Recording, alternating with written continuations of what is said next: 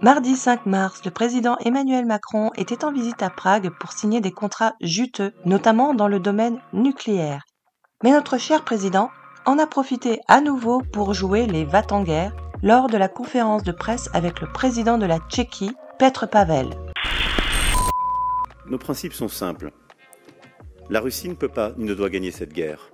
C'est un sursaut stratégique auquel j'ai appelé et que j'assume pleinement. La deuxième chose, c'est que nous ne voulons pas d'escalade. Nous n'avons jamais été dans la co-belligérance. Dans l'oblast de Donetsk, à l'est de l'Ukraine, ce char fabriqué en France se prépare à prendre position. Aux manettes, le commandant de machine Kasper, 22 ans.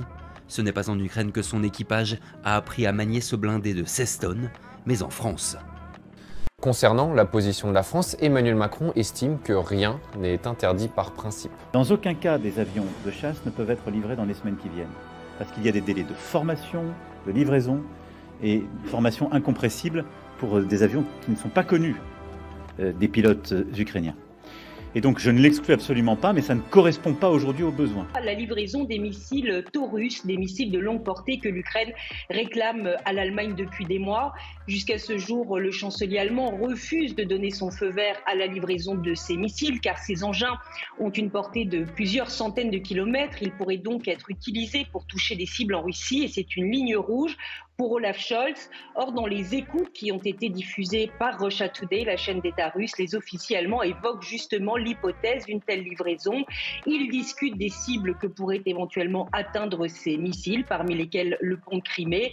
Et dans cette discussion, les officiers estiment également que la présence de soldats allemands sur le terrain ukrainien n'est pas nécessaire pour manier ces engins. Or, c'est là aussi un argument avancé par le chancelier pour refuser la livraison des Taurus.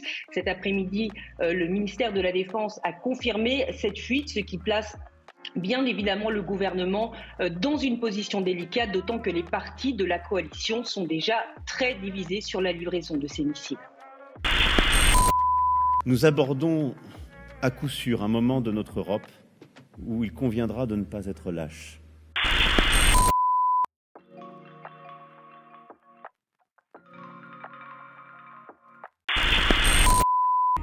En cas d'attaque, les hommes du GAP serviront de boucliers humains devant le chef d'État. Les gardes du corps embarquent dans les voitures, ainsi que sur une moto banalisée. Convoi change constamment sa disposition. Franck est prêt à intervenir au moindre incident. Ah, Macron, la seule guerre qu'il ait faite, je crois que c'est la battle avec Carlito et McFly, c'est tout. Qui a lancé la guerre en Ukraine ? Vladimir Poutine. Qui menace, quoi que nous fassions, quoi que nous disions, avec l'arme nucléaire ? Le président Poutine. Alors, c'est marrant mon cher Manu, car rappelle-moi qui n'a pas voulu signer les accords de paix ? Qui n'a pas cessé de menacer la Russie avec des bases américaines en Ukraine ? Et au passage, quand est-ce que nous aurons le rapport de qui a saboté Nord Stream ? Alors non, Macron, ce n'est pas notre guerre, mais plutôt la tienne et celle de tes copains mondialistes. Nuance. You do not even have to have elections anymore because you can already predict and afterwards you can say why do we need elections because we know what the result will be. Ce sont des coalitions d'acteurs hétérogènes. Ce qu'on appelle la 4e révolution industrielle.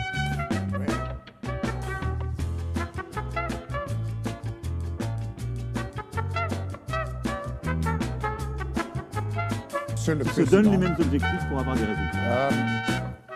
Dans toutes ces choses, il y a aussi... Je vous ai perdu, Klaus.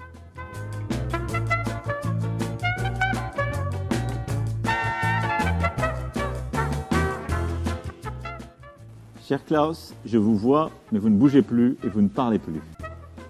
Qu'est-ce qu'il y a ? C'est pas nous qui avons des problèmes ? Là, t'as désactivé le micro de tout le monde. J'ai rien oublié, j'ai pas dit de... Klaus, je vous revois, mais je vous avais perdu.